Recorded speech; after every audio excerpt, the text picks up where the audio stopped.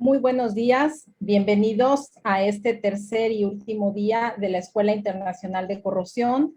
Hemos tenido una muy alta participación, de hecho se ha estado saturando la sala. Agradecemos mucho ese interés y esa colaboración que han tenido.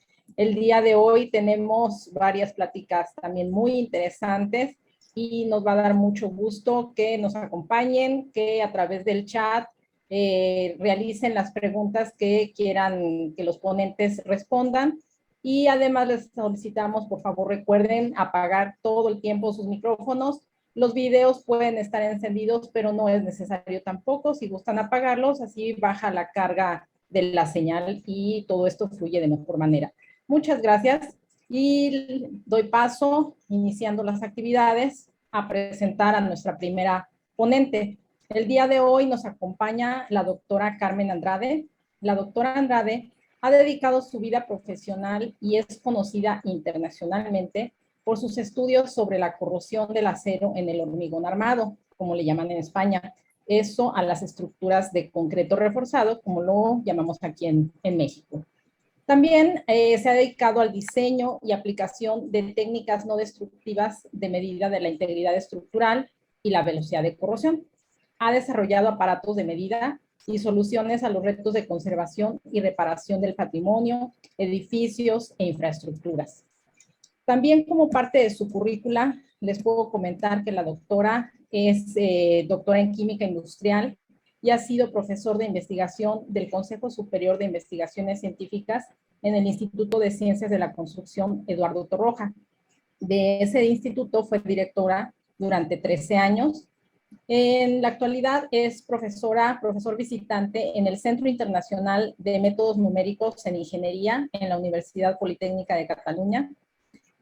También es doctor honoris causa por las universidades de Trondheim en Noruega y de Alicante en España, y ha sido profesor titular 2021 de la cátedra Construindo a Maña de la Universidad de Sao Paulo. Ha sido presidente de organizaciones internacionales como la RILEM y el Compact Internacional, de la que ahora es presidente honorario. La doctora es una de las más altas autoridades y especialistas en esta área de corrosión en concreto. Tengo el gusto de conocerla desde hace muchos años y agradecemos haya aceptado esta invitación. Adelante, doctora, bienvenida. Muchas gracias. Muchas gracias a ustedes por la invitación. Es un honor y una gran satisfacción encontrarnos en el ciberespacio. Voy a compartir la pantalla. Muy bien. Vamos a ver, es este. Espero que lo vean ya. Está ahora en modo presentación. Está cargando y lo he puesto en modo presentación. Vamos a ver si aparece en modo presentación. Sí, ya está en modo presentación. Sí.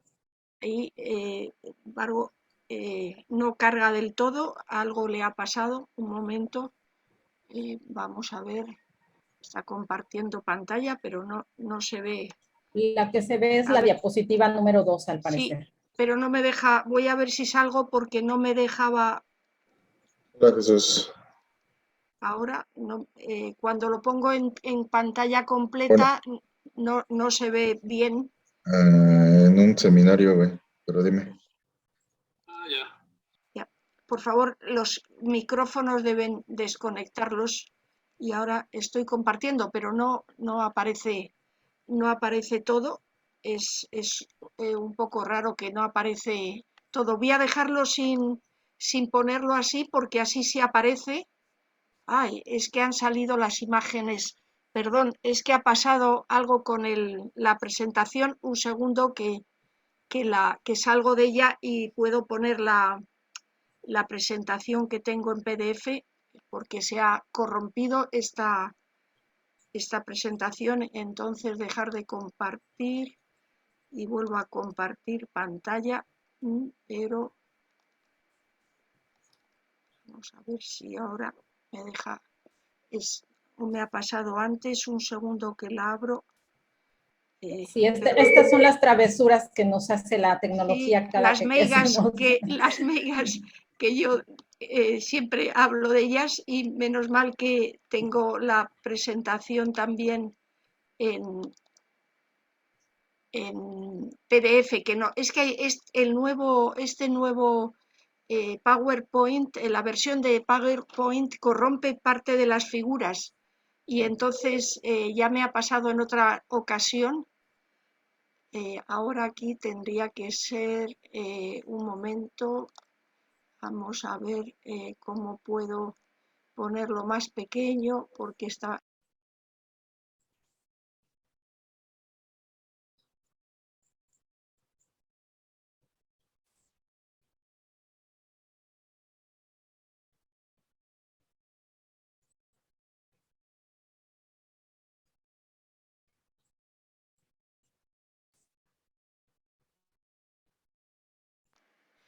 ¿Lo ven ahora? Perdonen el retraso. ¿Se ve ahora? Sí, sí, sí se ve perfecto, doctora. Perfecto. Pues vamos a entonces con ello. Le he llamado modelos de corrosión de armaduras porque voy a hablar no solo de los principios, sino también de cómo modelamos para poder calcular la vida útil de las estructuras. Y ahora a ver si quiere pasar. Sí. Y para hablar del concreto es importante situarlo y situarlo históricamente porque vamos a hablar de durabilidad y de cuánto van a durar todas estas construcciones junto con el otro gran material de construcción que es el acero. Entonces, en esta flecha que nos está hablando desde los años, digamos, desde siglos atrás, desde el punto de vista estructural, porque el acero, claro, el acero es antiquísimo en cuanto a siglos, pero como uso estructural, el acero empieza a utilizarse en el siglo XVIII. Entonces, aquí tenemos, por un lado, el Panteón de Roma, en que desde la época romana hay hormigones, hay concretos, y vemos que solo después de 18 siglos aparece el uso estructural del acero. Y luego ya en el siglo XX aparece el uso estructural del concreto reforzado moderno. Entrando un poco más en detalle, este es el Iron Bridge, este puente que está en el centro de Inglaterra. Es el primero que se hace en acero de fundición y sigue las formas de los puentes de madera, porque siempre que hay un cambio de material se suelen utilizar las formas estructurales de otros materiales previos, pero ahora ya sabemos que los puentes que se hacen de acero son totalmente diferentes que estos puentes de arco en forma de celosía. Y por lo tanto tenemos una idea de cómo puede funcionar el acero desde el punto de vista estructural desde hace unos 250 años. Y un icono de la construcción en acero es la Torre Eiffel. La Torre Eiffel es de un siglo después, de 1889, y esta torre hay que pintarla continuamente. En este momento, antiguamente se pintaba cada 5 años y tardaban 3 en pintarla. En este momento, esto es cuando fue construida, pero en este momento hay alpinistas subiendo y bajando por la torre constantemente para mantenerla completamente en buenas condiciones. Desde que se cumplió su centenario en 1989, pues ha aparecido el mantenimiento continuo. Es decir, el acero lo tenemos que proteger si para estar en contacto con la atmósfera lo queremos usar. En cuanto al concreto, es el Panteón de Roma, es el ejemplo más bello de cúpula utilizada por los romanos. Lo utilizaron profusamente tanto como material para unir el ladrillo como para determinadas cuestiones de tipo estructural, pero es un concreto sin armar, sin reforzar. Es un concreto en masa que ha durado 2000 años, lo cual nos da la idea que la piedra artificial que supone el concreto armado es muy durable. No hay duda de que es enormemente durable. El concreto moderno se empezó a utilizar, el armado se empezó a utilizar a principios del siglo XX, y este es el caso de una vivienda, de una casa, se llama la Casa del Vigía en el sur de España, y es la primera de todo el sur de España que todos los pórticos son de concreto armado. Ha sufrido deterioros, ahora lo veremos, como un ejemplo de lo que le ocurre al concreto cuando está armado. El concreto, la gran ventaja que ha tenido respecto del acero y otros materiales de construcción es que es un material sin casi mantenimiento, en el sentido que es un material que luego comprobaremos pasiva al acero y lo mantiene protegido. Pero además tiene las ventajas de un bajo costo del cemento, un costo relativo, que se puede hacer in situ en cualquier sitio con una pequeña hormigonera, que alcanza elevadas resistencias mecánicas y que adopta cualquier forma in situ. Por lo tanto, es muy versátil de cara a todos los proyectistas. Y este es el problema que tiene, que se corroe su armado interior, su refuerzo interior, salta el recubrimiento y puede dar lugar a colapsos con pérdidas de vidas humanas, aparte de las pérdidas económicas. Es esta corrosión la que ha hecho que esta casa del vigía haya habido que repararla, y concretamente pertenece a la Autoridad Portuaria de Huelva, y en el año 2005, para cumplir el centenario, nos pidieron ayuda y la estuvimos revisando, inspeccionando, para poder repararla, tanto el pantalán que está al lado para atraque de barcos pequeños como la propia casa, y esto es como aparece después de reparada. Y esto es un símbolo de lo que es la estructura del concreto armado, que su armadura se corroe y es necesario repararlo. Eso supone enormes pérdidas económicas. Por tanto, la tendencia es a hacer un hormigón muy bueno protegiendo la armadura lo más posible. Y la tendencia debería ser, pero todavía es muy lenta, a usar armaduras que fueran inoxidables o que fueran menos susceptibles de corrosión.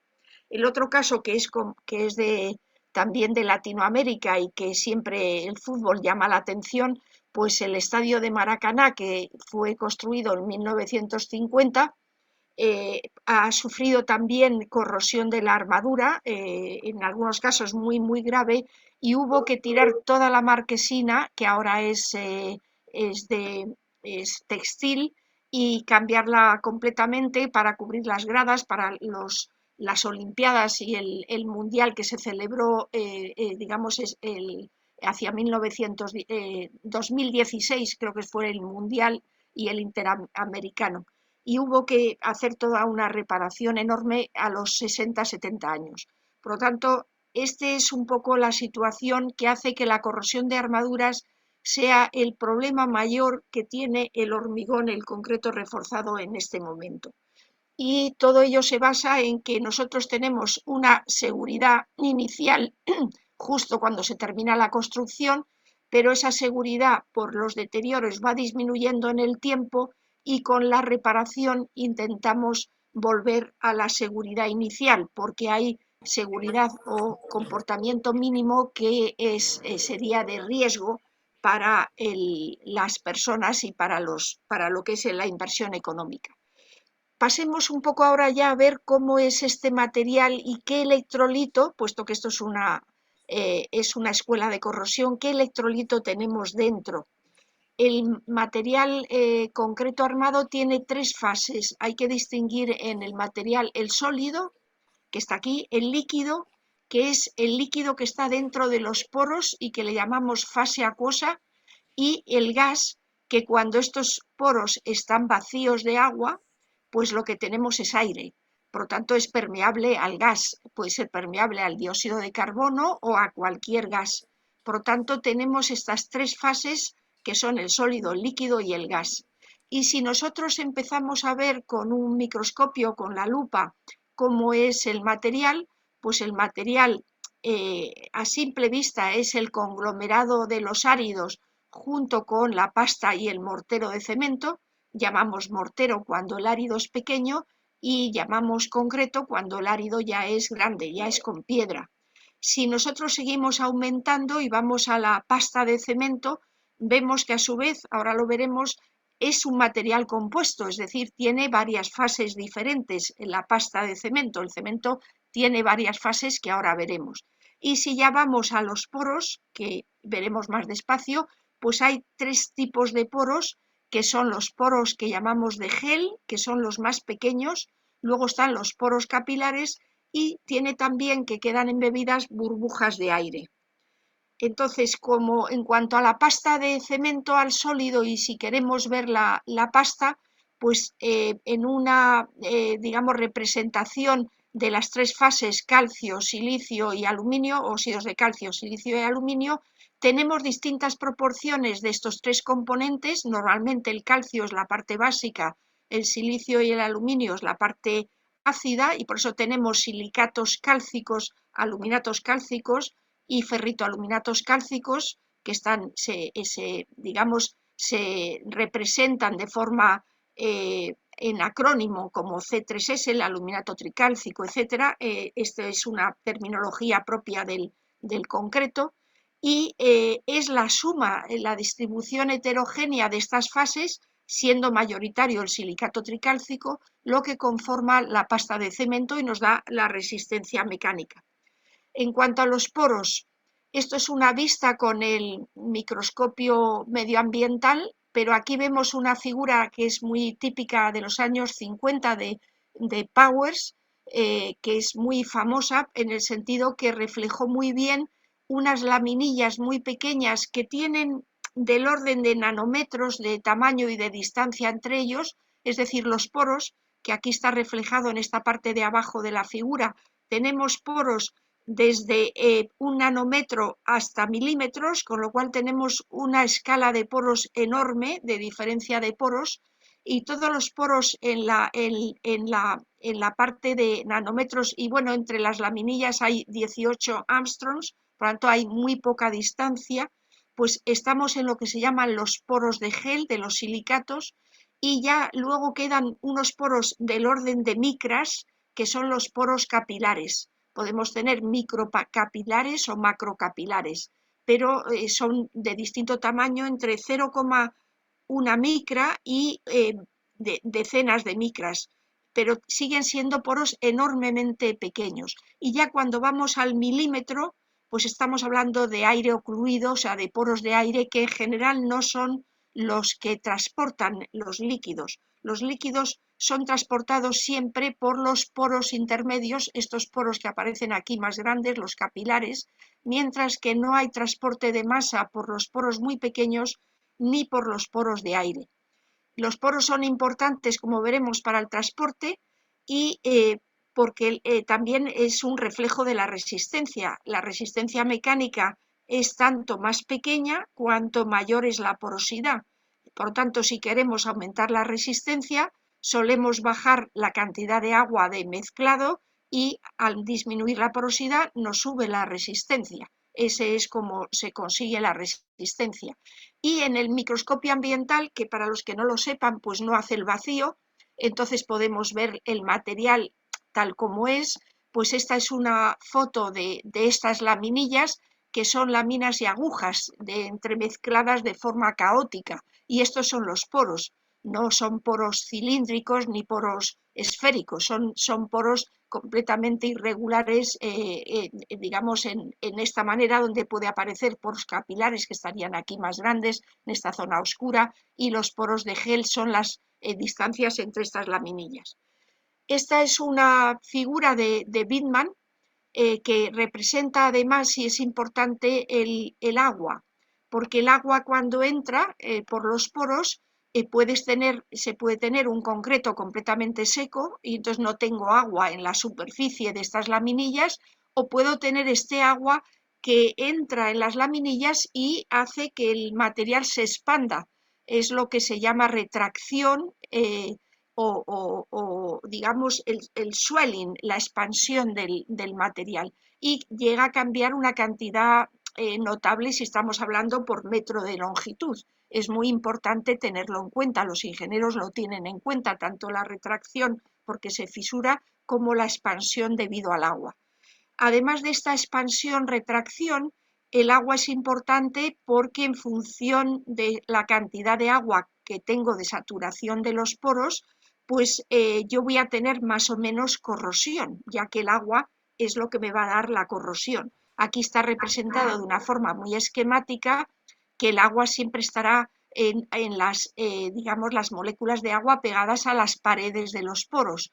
No se llena como un tubo, sino que van apareciendo capas de moléculas de agua desde las desde las paredes de los poros.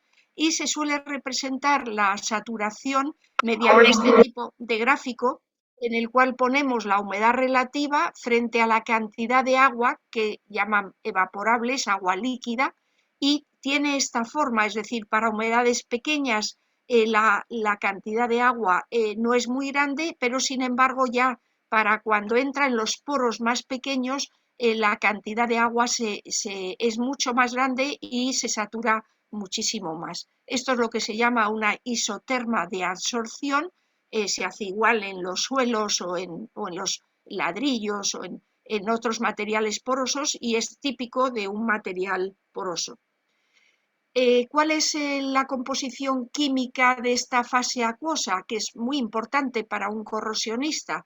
Pues esta fase acuosa se ha estudiado a base de poner el concreto dentro de una máquina que es como un pistón, es un cilindro en el cual se aprieta con un pistón y por un conducto, esto es un corte de la máquina, se exprime como si fuera una naranja ese concreto y yo consigo obtener la fase acuosa que está en sus capilares y hay una recogida de esa fase acuosa.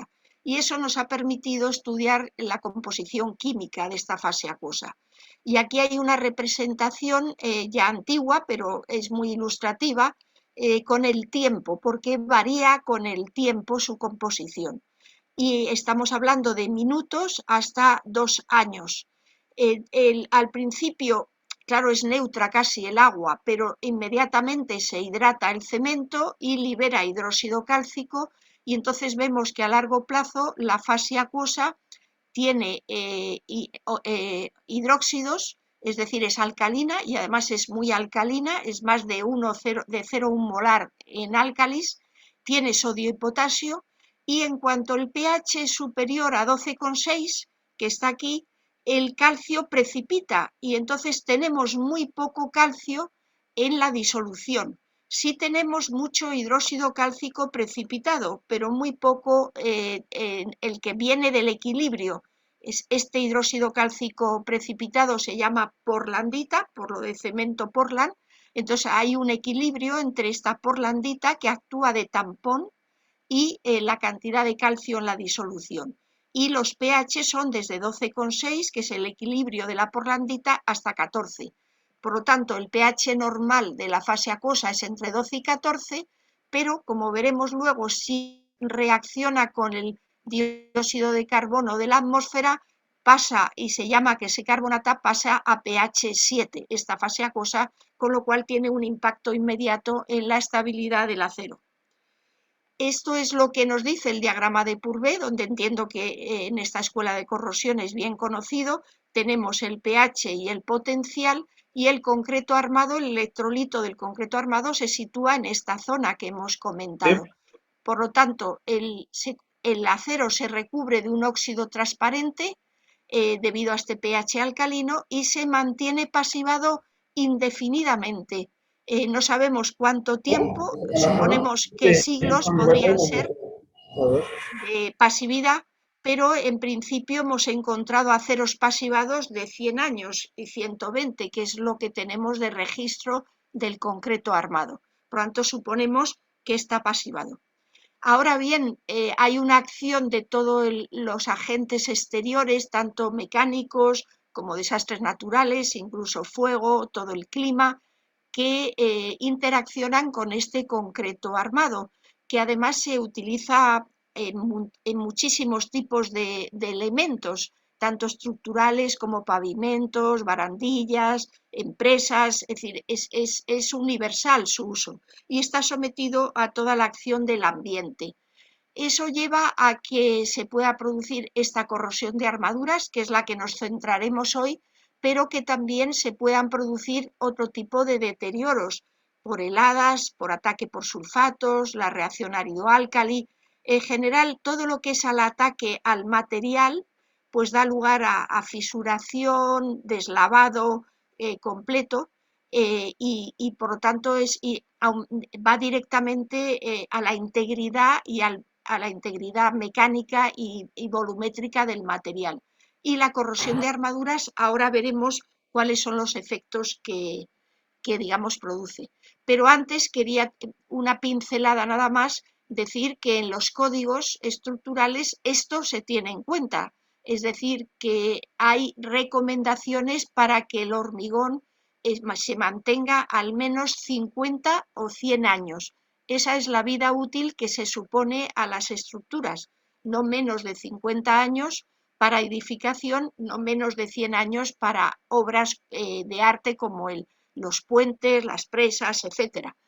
Y se clasifica su durabilidad en función de la agresividad exterior de este ambiente para corrosión. Y se distingue lo que es un ambiente interior, donde no hay la acción de la lluvia o de las heladas. Ahí puede haber una carbonatación, que ahora veremos lo que es, y se distingue que solo haya acción del agua, de la que, digamos, pueda haber una acción de los cloruros, y los cloruros pueden ser de origen marino o por el uso de sales de deshielo, que en su vecino del norte, en Estados Unidos y Canadá, es el mayor causa de deterioro de los puentes, que a veces no les duran más de 10 o 20 años, por este ataque dado sus climas mucho más fríos, este uso de cloruros para evitar las heladas. Y ahí lo que hacen las normas es dar unas recomendaciones sobre la máxima relación agua-cemento, es decir, para que tengan pocos poros en función de las clases de exposición, a un contenido mínimo de cemento, unos recubrimientos, es decir, una distancia entre la armadura más superficial y el exterior, unas distancias que son de 50 milímetros, 10 milímetros, 15, dependiendo también de la resistencia o del tipo de ambiente, y luego un ancho máximo de fisura, que, digamos, para que limite la entrada de los agresivos. Y también en las normas modernas, en este momento en el Eurocódigo y en el Código Español, por ejemplo, se contemplan lo que se llaman las protecciones adicionales. Y, por ejemplo, pues se puede ya usar armadura de base epoxi con matriz epoxídica, reforzada de fibras, la armadura inoxidable, el galvanizado de la armadura, la protección catódica. Se podía utilizar, pero se ha suprimido la armadura recubierta de epoxi. También en Estados Unidos y en Canadá, que la usaban mucho, ha dado lugar a grandes fallos porque la epoxi no es continua, tiene poros y termina corroyéndose. Por lo tanto, se ha desestimado el uso del recubrimiento de epoxi.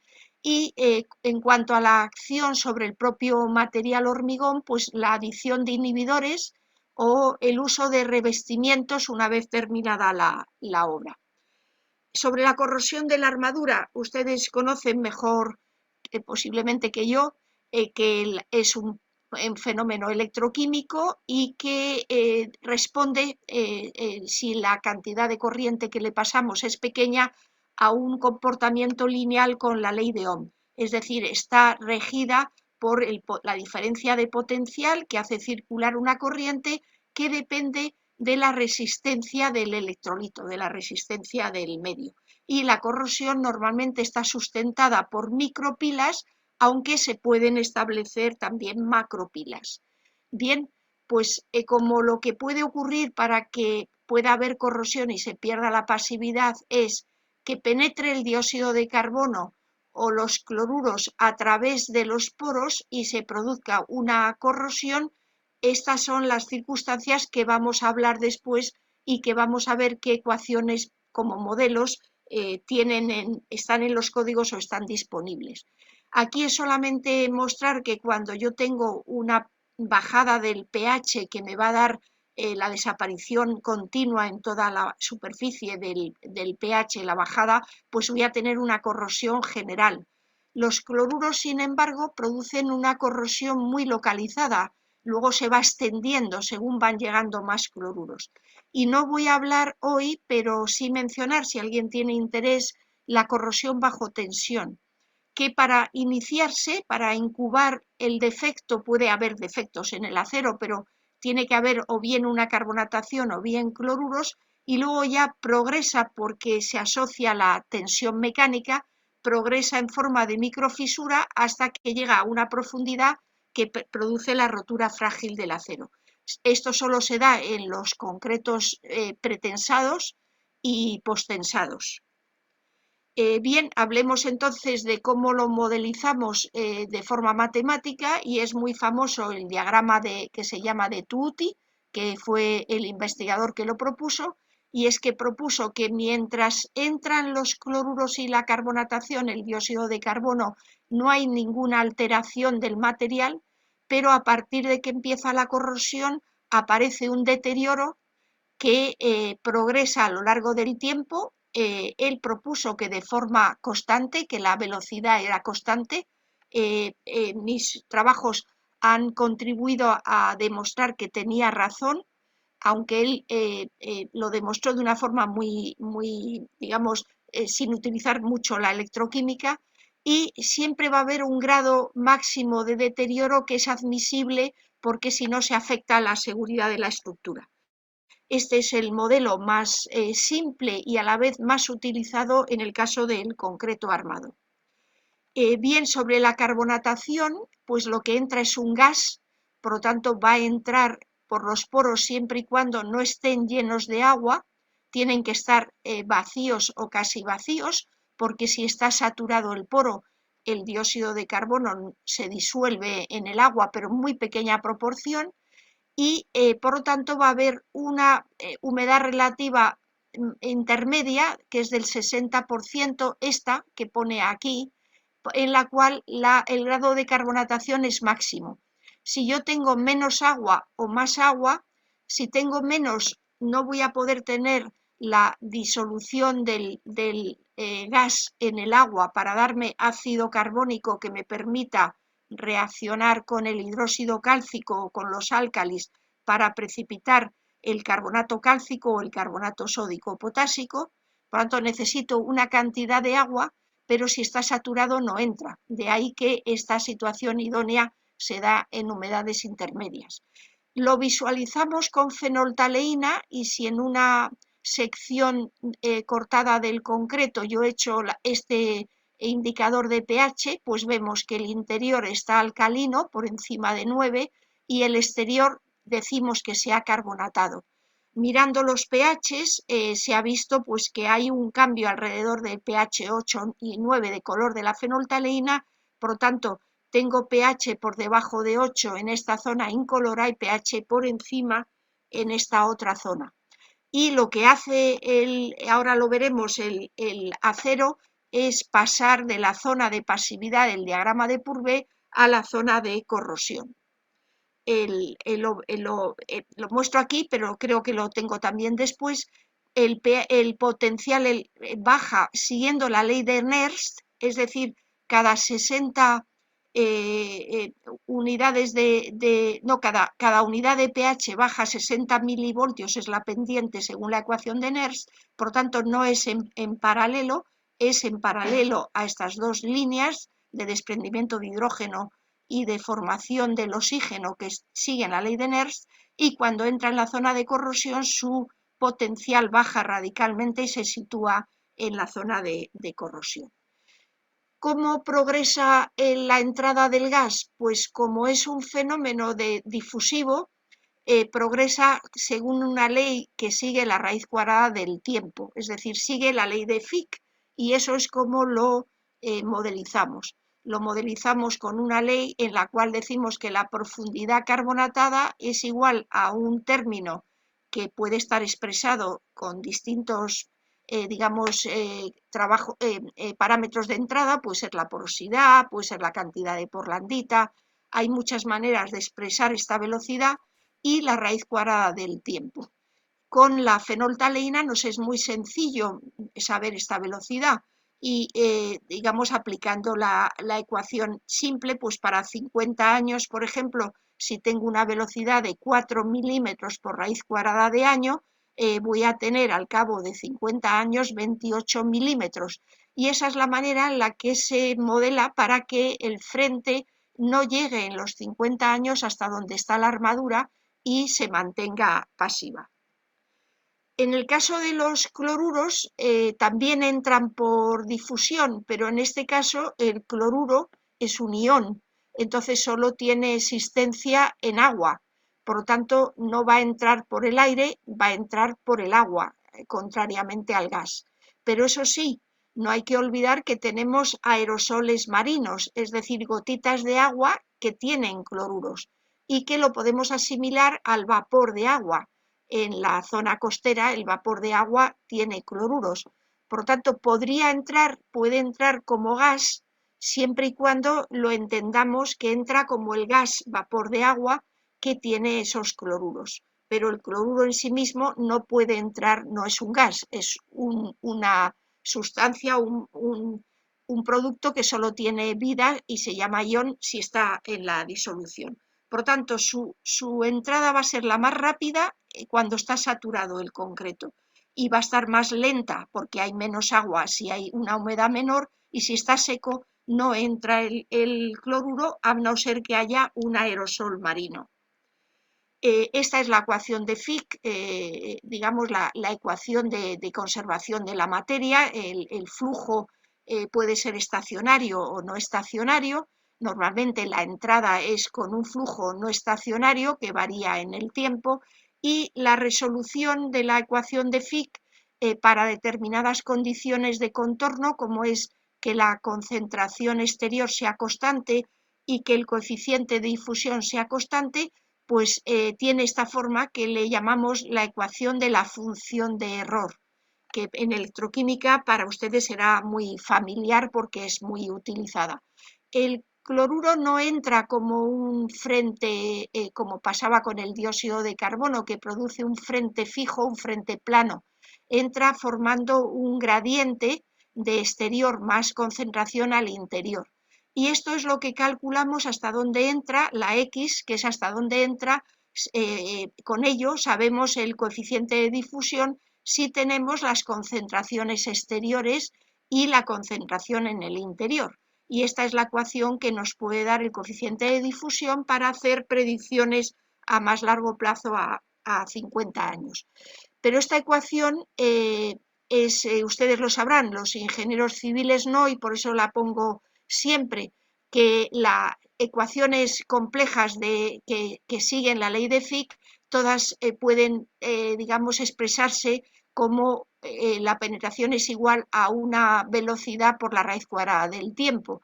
En este caso, esta velocidad es lo que sale si yo despejo la X de esta manera, para que con dos veces esta épsilon, que es esta función de error que está en función de las concentraciones exteriores e interiores, y por lo tanto me da la velocidad. Por eso decía que esta velocidad se puede expresar de muchas maneras, y lo que haría es que en lugar de mirar a todo el perfil, pues yo mido nada más que la concentración límite de cloruros que me va a producir la corrosión. Mirando solo ese valor, yo puedo aplicar esta ecuación, que es mucho más simple que estas otras ecuaciones de la función de error. ¿Son fiables los modelos? Pues no. Es fundamental que porque el ingeniero civil los usa con entusiasmo, una vez que le dan una ecuación y la meten en el computador, pero es que estos modelos solo los hemos empezado a utilizar hace ahora 20, 30, como mucho 40 años, los de carbonatación. Entonces no tenemos calibrado que son exactos a más edades. Por tanto, todo lo que sea predecir más allá de 40, 50 años tiene unos errores enormes.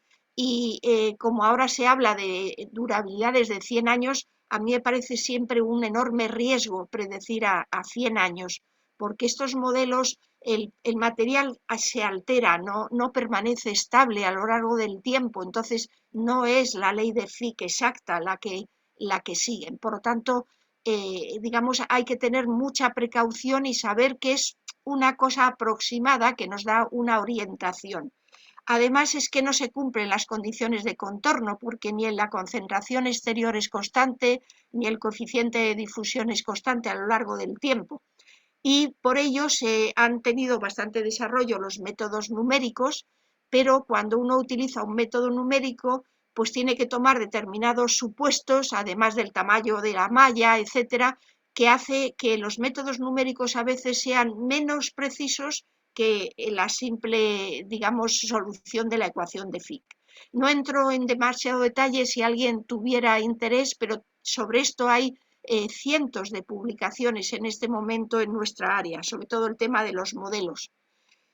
Como decía antes, la concentración superficial y el coeficiente no son constantes, por lo tanto las condiciones de contorno no se cumplen, el material envejece, tiene un aging, evoluciona, la porosidad disminuye con el tiempo, el perfil además no sigue la ley de Fick porque en muchas ocasiones disminuye en la superficie debido a la carbonatación adicional y el límite de cloruros tampoco es constante. Si a eso le añadimos que no tenemos modelos del ambiente, pues podemos hacernos una idea de que hay muchísimo trabajo por investigar en toda este área de los modelos. Una cosa que quisiera decirles es que, bueno, uno podría pensar de forma simple, bueno, pues yo en vez de utilizar un recubrimiento de 3 centímetros, utilizo uno de 50 o de 60, o utilizo 10, pero es que eso ingenierilmente no es posible, porque si yo, como lo que hace la armadura es cerrar las fisuras de la superficie, es una de las funciones, si yo pongo más recubrimiento, el ancho de fisura en la superficie va a ser mayor y entonces no va a cumplir el código. Entonces no puedo aumentar el recubrimiento todo lo que yo quiera. Para ello hay veces que se ponen armaduras de más diámetro para que la acción de sellado de la fisura sea mayor, pero entonces la armadura a la vez tiene un efecto mayor sobre el saltado del recubrimiento. En resumen, tecnológicamente tiene un límite el recubrimiento, que suele ser entre 7 y 8 centímetros, y no se recomiendan recubrimientos mayores, excepto para estructuras muy, muy grandes o muy masivas. Por lo tanto, no es la solución aumentar el recubrimiento. Vamos ahora a entrar más en la corrosión, que es lo que a ustedes les interesa, y ahora iré un poco más deprisa, y que sería esta parte del modelo, y que esta parte podemos decir resumidamente que esto fue la contribución, es contribución de los trabajos que con mi grupo de investigación hemos aportado a lo largo de los años. El grado, o sea, lo que ha perdido de corrosión a lo largo del tiempo es simple. Si yo sé la velocidad de corrosión, lo multiplico por el tiempo y la penetración de ataque, que puede ser, digamos, continua o puede ser localizada, ahora hablaremos de ello, pues es un modelo lineal. Es decir, yo si sé la velocidad por año, multiplico por el número de años y tengo la penetración al cabo de X años. Esto es típico en corrosión, en tanques, en todo lo que es ingeniería, la parte de ingeniería química. Y también para muchos metales, no solo para el acero, para el cobre, para el aluminio, para el inoxidable, solemos saber que la máxima penetración del ataque localizado es proporcional a la cantidad que se perdería en corrosión generalizada. Es decir, si yo sé la velocidad de corrosión homogénea, puedo multiplicar por un factor y saber cuál es la máxima profundidad de ataque. Esto lo hemos hecho también para las armaduras y hemos hablado de lo que es el pitting factor, que recomendamos que es un valor de 10 en el caso de las armaduras dentro del concreto, del refuerzo dentro del concreto. Y también hemos establecido, en función del impacto al cabo de 100 años, los límites de velocidad de corrosión. Lo hemos ordenado en 4 niveles o en 5 pueden ser, en función de su impacto en el comportamiento estructural. Para velocidades de corrosión en microamperios menores de 0,1 microamperio se puede pensar que está pasivo, el nivel de corrosión es despreciable, y pasado a velocidad de corrosión en milímetros año para el acero, pues hay una relación de aproximadamente 11 micras por cada microamperio, 11,6. Lo hemos redondeado en 10 micras y entonces por eso hay este rango que es la equivalencia de microamperio centímetro cuadrado a milímetro año, que el ingeniero civil entiende mucho mejor. Entonces hemos hecho estos esquemas entre 1 micra y 5, entre 5 y 10 o más de 10 micras. Y es alto porque con más de 10 micras de pérdida del diámetro aparece la fisuración del recubrimiento. Aparece esto que hay aquí porque el óxido tiene un tamaño superior, incorpora agua, incorpora el oxígeno, luego el volumen del óxido de hierro es superior al del acero base y produce una fisuración del recubrimiento. Y esa fisuración nos llevó a establecer estas 4 consecuencias de la corrosión que ahora están en los códigos y aceptadas por todo el mundo, que es que por un lado disminuye el diámetro del acero, por otro se afecta la ductilidad, no voy a hablar de ello, pero en Maracaná se podían romper los aceros con la mano, es decir, se ha fragilizado por la entrada del hidrógeno el acero base, por lo tanto no se puede uno fiar del diámetro interior, hay que saber que no está fragilizado.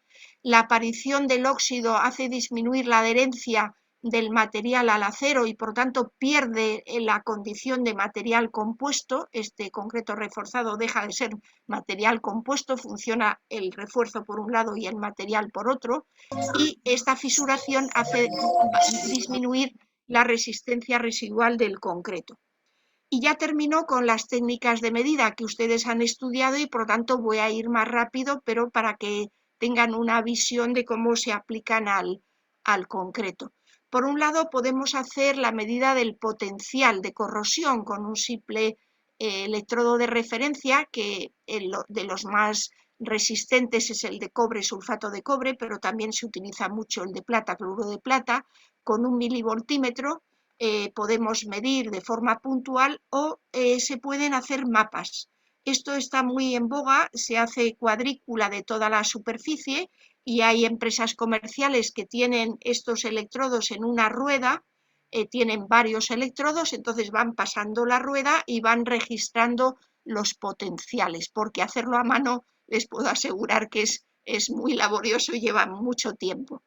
Y aparecen los mapas de potencial donde permiten detectar las zonas corroídas frente a las que no están corroídas. Y aparece un rango que estaba antes en la norma STM, pero que ahora la actual versión de la norma, creo que es la 800 algo, de una G algo de ASTM, perdón porque no me acuerdo de memoria, pero ya no tiene este rango, porque ha resultado que en cada estructura, como el recubrimiento es distinto, el contenido de humedad es distinto, pues aparecen unos valores de potencial límite que varían. Entonces, no han puesto ya los rangos, pero aproximadamente podemos pensar que si está en zonas más anódicas que en menos 200, más nobles, pues está pasivo, entre 200 y 350 respecto al plata, cloruro de plata. Es incierta la corrosión, no sabemos si está pasivo o no, y desde luego por debajo de menos 350 hay un alto grado de corrosión. Creo que este es con respecto al cobre, sulfato de cobre. Entonces hay un alto riesgo de corrosión. La otra cosa que medimos y que nos da mucha información es la resistividad eléctrica, porque la resistividad eléctrica en este medio poroso nos está dando una idea de la cantidad de agua que hay en los poros. Entonces, por un lado, la definición de la resistividad, ustedes la conocen bien. Si yo tengo una forma geométrica regular, como es un disco, y le coloco 2 electrodos, yo tengo una distancia entre electrodos y un área de paso, que es lo que llamamos el factor geométrico. Por lo tanto, la resistencia que me va a dar el aparato es proporcional a la resistividad por este factor geométrico. O al revés, la resistividad es por este factor geométrico al revés, por la resistencia. Es decir, hay que distinguir la resistencia que depende de la geometría del parámetro que es intrínseco del material, que es la resistividad. Y siempre lo expresamos como resistividad. Si en lugar de tener una forma geométrica de este tipo, tenemos el método de las 4 puntas, que es muy común en suelos y que es el que se utiliza para medir en concreto armado, pues con las 4 puntas, porque podemos medir la probeta de concreto o podemos medir en obra, pues el factor geométrico es 2pi por la distancia entre los electrodos. Hay que recordar que esto es para medio semi-infinito, como podría ser este muro, pero que si yo tengo una probeta con un medio finito y una distancia a los bordes finita, entonces tengo que introducir un factor de forma, que esto me parece que se han olvidado en la última norma ASTM de introducirlo, no estoy segura, pero es fundamental que se introduzca, porque por ejemplo para esta probeta cilíndrica de 15 por 30 es 0,7, es decir, yo tendría que multiplicar por 0,71 este valor para que obtenga la resistividad real, es importante. Una vez que tengo la resistividad, pues hay también unos baremos, un baremo para saber si voy a tener el concreto húmedo, saturado o seco, y de esa manera también sé el riesgo de corrosión. Y también se hacen mapas de resistividad en las estructuras reales. Y luego está el otro método, que fue el que yo apliqué para mi tesis doctoral, que es la polarización lineal, que les han explicado en este curso y que me evita tener que explicarlo. Este método fue muy novedoso, su aplicación al concreto armado, a probetas, especímenes pequeños o grandes, con barras que embebíamos con un área aislada con una cinta aislante, y que fue portada de un libro de la STM, cuando a los pocos años de publicación de los trabajos. Bien, la RP es la variación del potencial con respecto a la intensidad cuando la variación es muy pequeña, está en el rango lineal de la curva de polarización, y para tener la velocidad de corrosión por la fórmula de Stern, yo tengo que utilizar una constante que según Stern varía entre 13 y 52, que para el hormigón, como resumen, hemos propuesto el valor de 26. Hicimos muchos datos gravimétricos y creemos que es lo mejor como valor medio. Antiguamente proponíamos para el estado pasivo 52, pero es que cuando está pasivo, pues tener 0,00 algo o el doble de 0,00 algo no es determinante, por lo tanto usamos una constante B de 26 milivoltios y siempre recordamos que la RP hay que multiplicarla por el área de trabajo, que es el principal problema para medir in situ. Bueno, aquí está el sistema, pesamos primero la probeta, la hacemos, aplicamos la medida de la velocidad de corrosión, medimos a lo largo del tiempo las veces que sea necesario, porque es una medida instantánea, no destructiva, y cuando terminamos el ensayo rompemos la probeta, sacamos la armadura, la volvemos a pesar y por la ley de Faraday comparamos el valor de la integral I por T, o sea, los coulombios que han pasado en el tiempo, que dividido por el Faraday debe ser igual a los gramos que se han perdido por la pesada. Y eso lo hemos hecho y recomendamos siempre que en los ensayos de laboratorio se haga. Sin embargo, como es laborioso, hay poquísima gente que lo da, es prácticamente casi nadie lo comprueba, y como hay un límite de 2 veces según la fórmula de Stern, pues vemos todos los datos que están dentro de ese límite de 2 veces el valor medio para que haya una perfecta relación. Y luego también medimos el pitting factor para que podamos saber si la máxima profundidad de ataque localizado coincide con este valor del factor de 10 veces que sugerimos. Las probetas las preparamos o bien hacemos disoluciones que simulan la fase acuosa del hormigón a base de agua destilada para simular la carbonatación, o de hidróxido cálcico con o sin hidróxidos de potasio y de sodio para tener pHs más elevados, y podemos hacer celdas que deben ser de plástico porque el medio muy alcalino ataca al vidrio, y entonces desde muy al principio nos dimos cuenta y utilicé celdas de plástico, o pasamos a las probetas de mortero o de concreto grandes que hemos mostrado. ¿Qué pasa en obra? Y con esto termino. Pues que la corriente que yo aplico tendría que aplicarla con un electrodo del tamaño de la armadura para que fuera homogénea la distribución. Y eso significa potenciostatos con muchísima potencia y es prácticamente inviable. Por eso se utilizan electrodos mucho más pequeños contra electrodos y entonces la corriente no se queda debajo del contraelectrodo, sino que se dispersa, se va por la corriente. Aquí hizo un trabajo magnífico Sebastián Feliu, uno de mis profesores en el CENIM, y calculó esto que él llamó la longitud crítica, que es cuánto se dispersa la corriente por los laterales, según el estado de agua, de saturación del concreto y según el propio grado de corrosión. Y él propuso dos métodos que patentamos, están patentados en un corrosímetro. Esta es la versión moderna, es el GECOR, porque la empresa Geocisa de España es quien lo desarrolló y quien lo comercializa. Nosotros solo somos los digamos, propietarios intelectuales, pero no industriales. La propiedad industrial está en la empresa.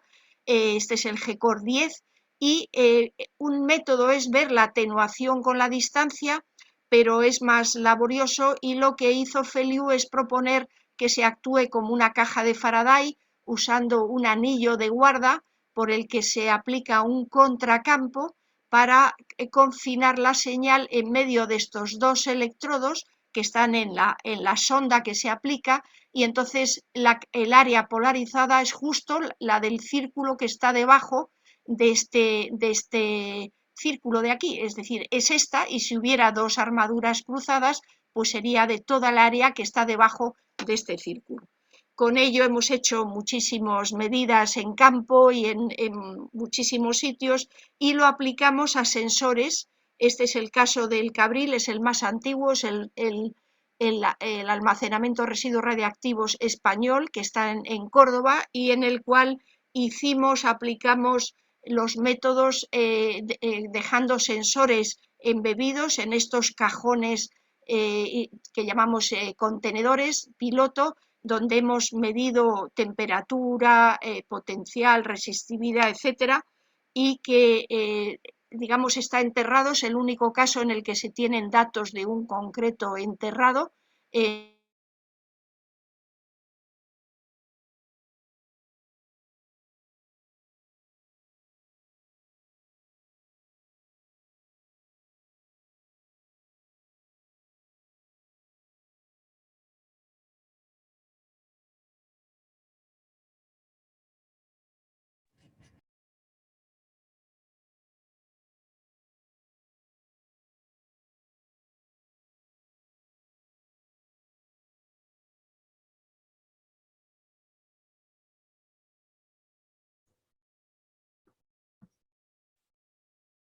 Al parecer estamos teniendo algunos problemas con la señal. Esperemos se restablezca en unos segundos. Por favor, ténganos tantita paciencia. Vamos a dar unos minutos. Creo que fue la señal de la doctora. Estamos esperando pueda reconectarse.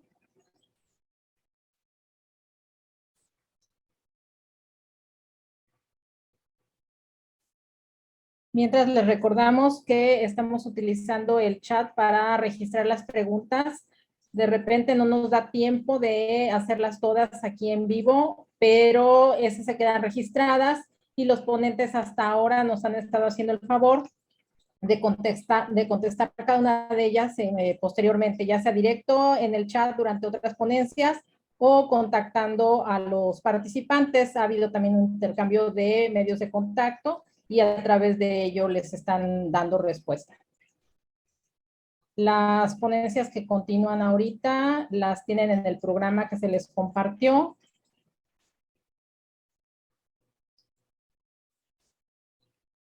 Y solo estamos esperando que se pueda restablecer la señal de la doctora. Un momento, por favor.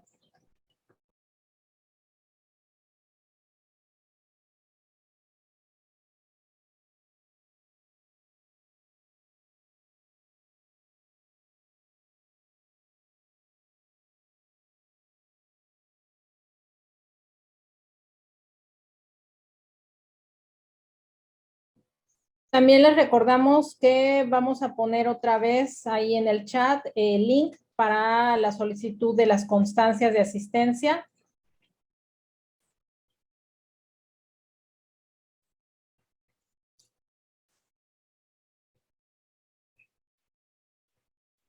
Y si los datos de contacto que me están pidiendo ahorita a través del chat, también los vamos a colocar ahí en el chat en un minuto.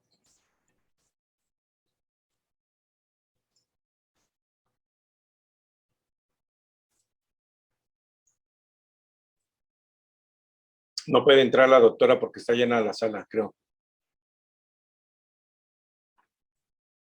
Ya hay 96. Ah, ok, es que se están saliendo algunos.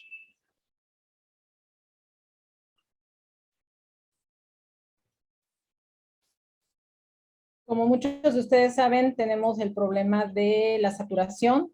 Estamos contentos ya que se ha llenado la sala, pero esto nos ha dado algunos problemas técnicos y entre ellos es que alguien no puede conectarse o, por ejemplo, ahorita que la doctora perdió la conexión, pues ya no podía entrar nuevamente. Estamos esperando que se restablezca en poco tiempo.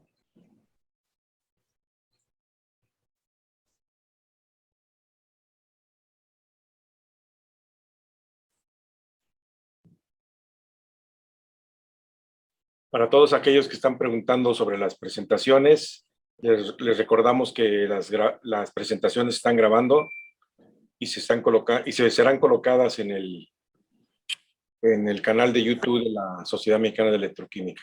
Si no son miembros, también hay que suscribirse al canal de YouTube, de favor.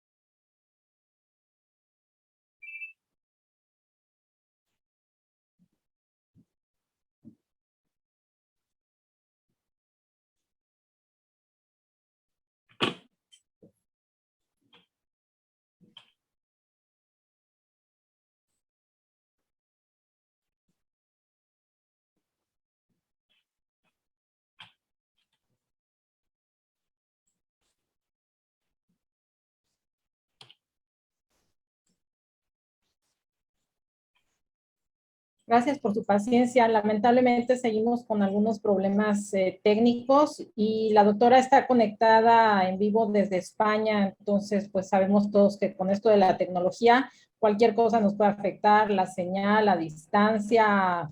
Ahorita estamos con casi 100 gentes, todos algunos con video, otros con audio, etcétera, cosas técnicas que se nos presentan. y lamentablemente no se ha podido reconectar. Estamos haciendo todo lo posible, ella y nosotros, porque se restablezca pronto.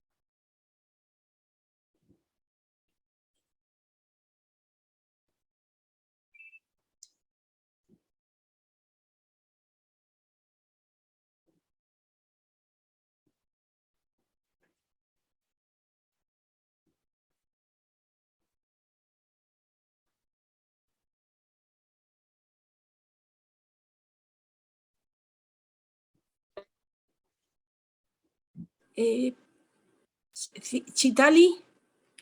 Ya entró la doctora Citlali. Sí, es que no sé si me han oído y he tenido un problema, no sé si por saturación del... que no había forma de conectar. ¿Han oído la presentación o...? Sí, doctora.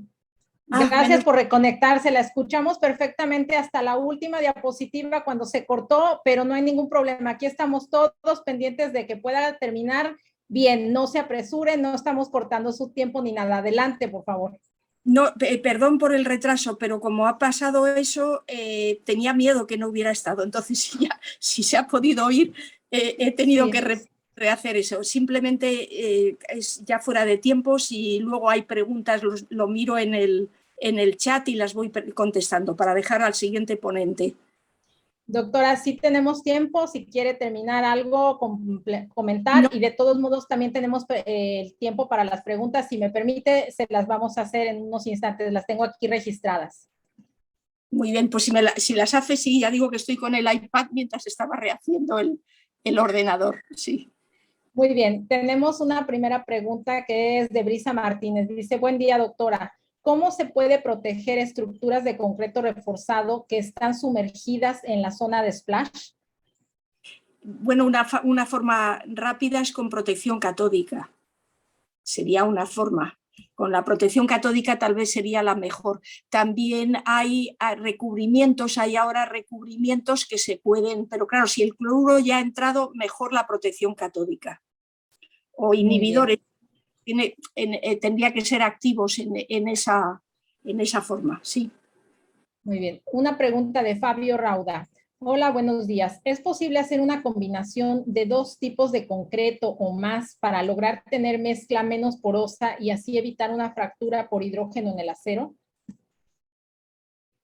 Bueno, el concreto normalmente puedes hacer un elemento de una calidad y el de al lado de otra. No en el mismo concreto puedes mezclar cementos o puedes mezclar áridos, pero al final es un solo concreto. Es decir, la única manera de mezclar concretos es poner uno al lado del otro. Pero la diferencia de concreto no produce el hidrógeno. Lo que produce el hidrógeno es la corrosión. Es decir, como la corrosión acidifica, pues si tengo ataque localizado, el hidrógeno que está ahí dentro no sale, sino que entra para dentro del acero y lo fragiliza. Gracias. Una pregunta de Aldo Emelio.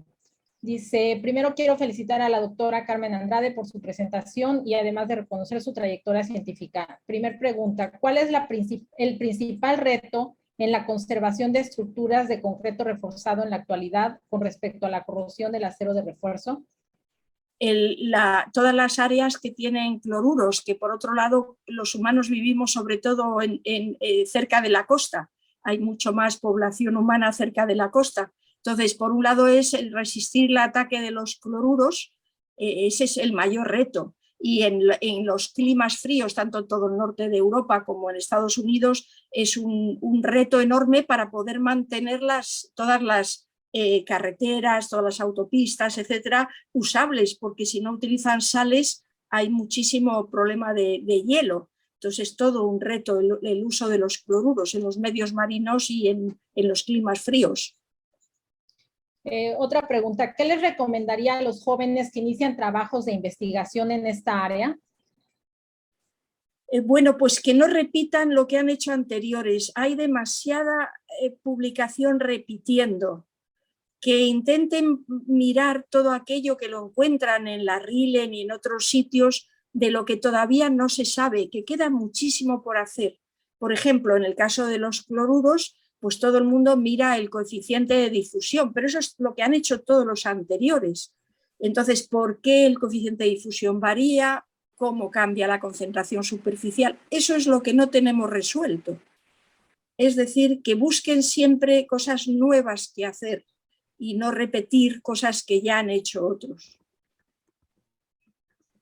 Muy bien, muchas gracias. La otra pregunta dice, buenas tardes, doctora. Excelente presentación. Estuvo muy interesante y aprovecho para preguntarle, de acuerdo a toda su experiencia, ¿en qué casos usted considera más viable mejorar las condiciones del electrolito para ofrecer mayor protección al acero de refuerzo? ¿Y en qué otros casos usted considera viable utilizar un acero de refuerzo mejorado para ofrecer mayor tiempo de vida?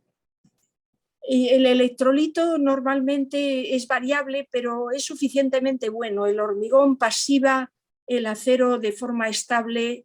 En cuanto hay una cantidad de cemento, no es mejorable. Lo que claramente hay que mejorar es el acero. Hay que hacer aceros aleados, hay que buscar recubrimientos que fueran suficientemente baratos y protectores, tratamientos superficiales del acero. Es decir, el acero es lo que se corroe. Hemos dedicado muchos años a mejorar el concreto, cuando lo que hay que mejorar es el acero, que es lo que se corroe. Muy bien. Otra pregunta de Jesús Jaques dice, buenos días, doctora. ¿Considera que los compósitos de concreto como el fly, compuestos de concreto como el fly ash o el humo de sílice, por decir algunos, se puedan utilizar a grandes escalas y no solo se quede en estudios de laboratorio? Sí, en Europa se utilizan, en España las presas se han hecho siempre con muchísimo adición mineral, con fly ash o con escorias. Es decir, se ha utilizado muchísimo y es necesario, pero esas adiciones mejoran el comportamiento frente a cloruro, son muy efectivas, pero reducen la resistencia a la carbonatación. Entonces, para edificación es menos recomendable porque se van a carbonatar mucho más deprisa con todos esos volúmenes de material adicional. Muy bien, y para cerrar, la última pregunta que haré aquí al aire es de Francisco Javier Rodríguez Gómez. Doctora, es un placer escucharla. Las estructuras de hormigón suelen pintarse con recubrimientos orgánicos más o menos permeables al agua y al oxígeno. ¿Recomienda usted emplear recubrimientos más impermeables? ¿Afectaría la evolución, respiración del hormigón y su desempeño en el tiempo? La pregunta está muy bien planteada, como otras previas. Cualquier recubrimiento o pintura debe ser transpirable, porque si no se va a ampollar.